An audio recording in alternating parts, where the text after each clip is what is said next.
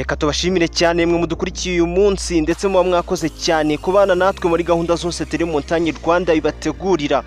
Uyu munsi rero mbazaniye iki? Uyu munsi nkaba ngarutse n'ikiganiro The Hot Magazine, ikiganiro ubusanzwe kibagezaho byinshi bitandukanye biba byararanze imbuga nkoranyambaga, aho by'umwihariko turebera hamwe byinshi mu byaranze icyumweru, by'umwihariko aho turebera hamwe ndetse tukibanda muri bimwe byavugishije abantu benshi cyane ndetse bigasetsa benshi. Ngayo nguko rero uyu munsi rero nkaba naguteguriye ikiganiro ku mugabo umwe ari we Ndimbati muzi muri benshi muri filime nyarwanda zitandukanye nka Papa Sava ndetse n'izindi nyinshi. Iyi rero akaba ari episode ya mbere ku mugabo Ndimbati, irabigizwe na video 15 muri video zaranze uyu mugabo ndetse zikagenda zisetsa abantu benshi cyane batandukanye.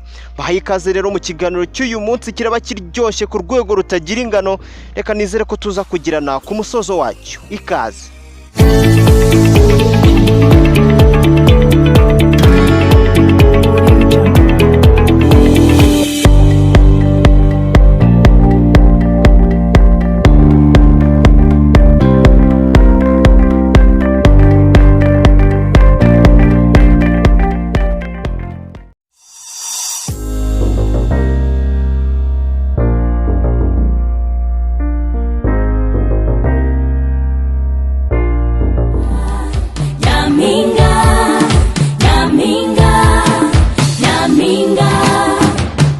Tambuka gikobwa haranira iryo kamba, wihesha agaciro mwana wanjye, indangagaciro z'umuco nyarwanda zizakubera iteme rigutembesha hirya iyo mu mahanga. Nugerayo shenge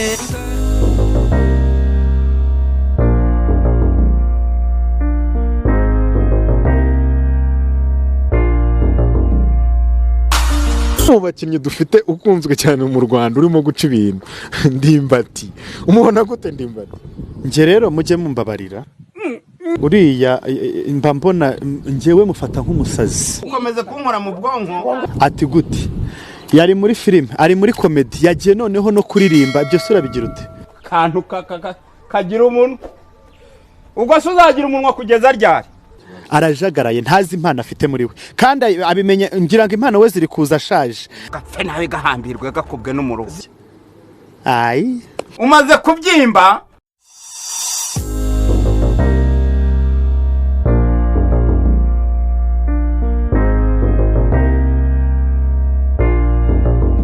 Dore inama rero, kugira ngo umenye neza abantu bakugirira neza bitewe nuko nawe wayibagiriye, gira gutya.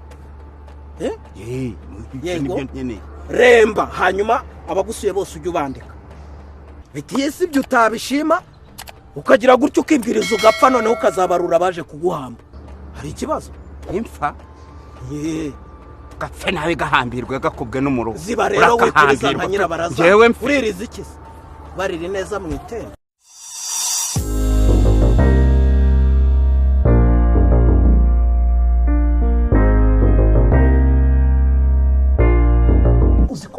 Ko mu bintu bigize umuntu 70% urabyumva, 70% ni amazi.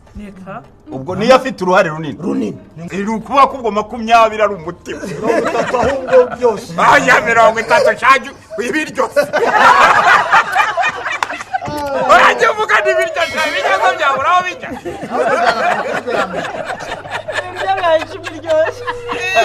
Ibiryo bifashe icumbi. Uravuga ibiryo byabura shaho uruhare. Urumva icyo nashaka kubasobanurira. Ubundi amazi ni icyo, ubundi reka twumva amazi meza, ariko ubwo niyo ngiye kuvuga. Ubundi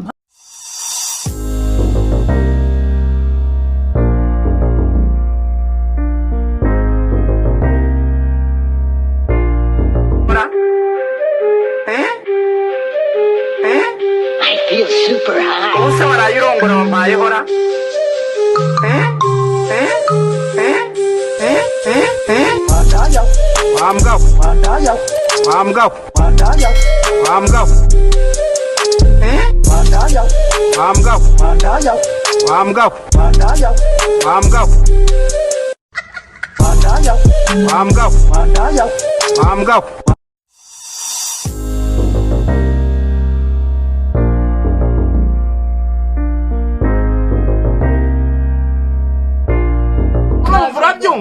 nagukubita ingumi ikakujyana ikagusinziriza ikagutumura ikagutariya mu buriri ubundi ibirori bigakomeza usinziriye urumva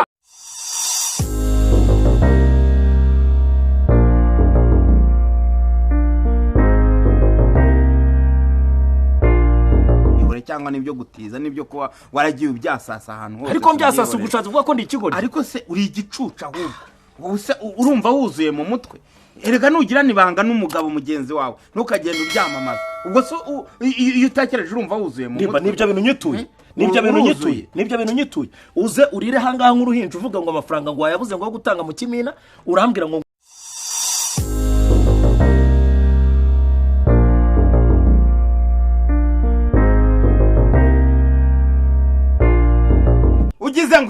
ugize ngo ndavuze induru ndakubwira ngo wanyicisha inzara none ngo ndavuze induru kandi marigari umaze kubyimba umaze kujya uvugisha ijinyori buretse urumva dutongana koko abantu bakuru nkatwe tuzi inshingano zacu ngo urashonje se jyawe nariyera nta soni umuntu w'umugabo niriwe ntunekwa ahangaha imyotsi irenda kunyicira ahangaha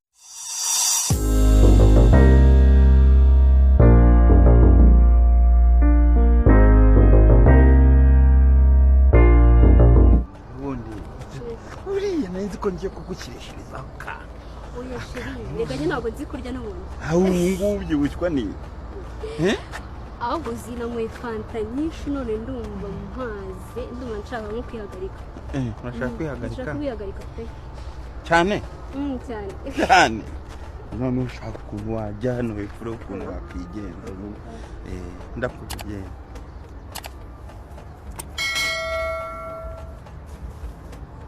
manuka neza utako ayo inzoka irande mwana baye inzoka irande kamera irihe inzoka hano ku byatsi y'umukara nini wese kuki utayizinze ngo nzenyohe irimo inzoka y'umukara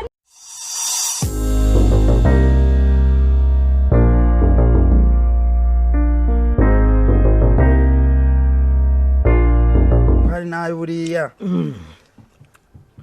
umuntu yapfa no gukora ku karizo da wenda umuntu agaharirana n'abandi nabonye hari n'abarembye kundusha wenda nkazajya ejo bundi ndemba oya urisubiye se oya erega buriya ubuvandimwe burarushya buragora cyane ko hari n'abandi barwayi hari n'abarwayi twahahuriye nabonye barembye kundusha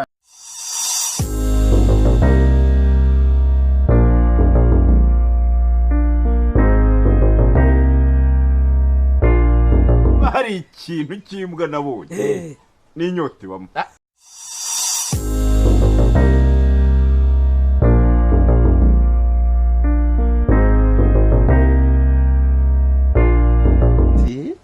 nabaye sireyi buriya ubu imana iraje isiga umunyu kandi uw'imana yasize umunyu di ntawe utamurigata we ubwo nawe imana igiye kugusiga imyunyu rero ariko si ko imana yagowe ndimba koko ubwo imana iramutse nagusize umunyu koko warigata iyo midido ako kantu uza baharuye igikenewe n'impinduka amahirwe agusekere ariko kabiri kangahe wumvisha amahirwe yasekeye ifu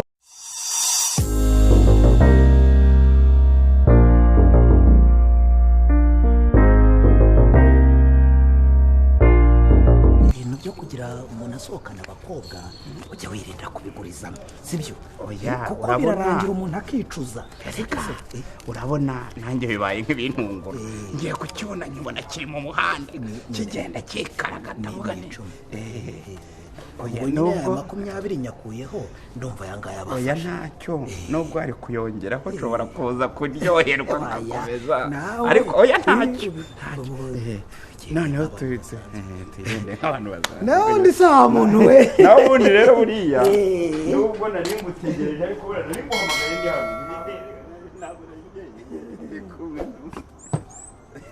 wose urahanga ukora iki ahubwo se urakora icyanga niko ndimo uyu arakora icya none se muraziranye ahubwo muraziranye se none se nakubwiraga nyine twari turi kumwe hanyuma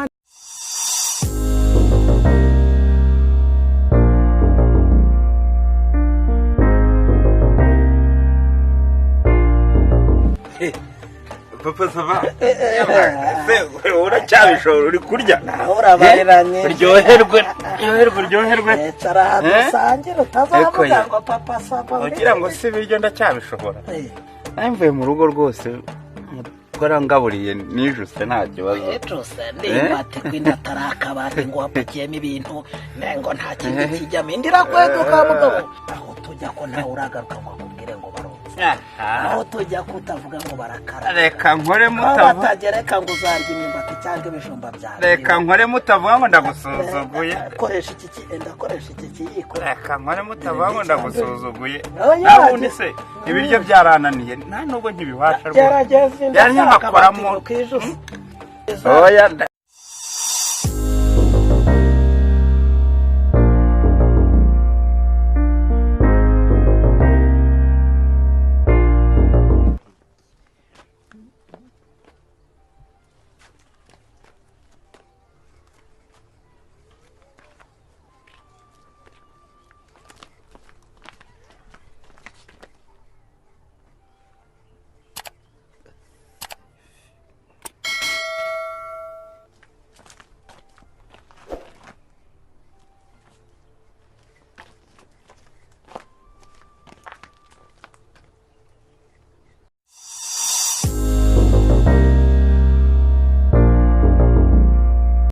mwakoze cyane kubana natwe rero ndetse kugira mujye mubona ibiganiro nk'ibi ngibi tubashishikariza kumanuka munsi y'iyi video mukareba hano hatukura handitse ijambo subscribe ubundi mukahakanda ndetse mwabona n'akazogera kaba kari impande yaho mukibuka kugakandaho ubundi tukajya tubana mu biganiro byacu byose ubudacikanwa.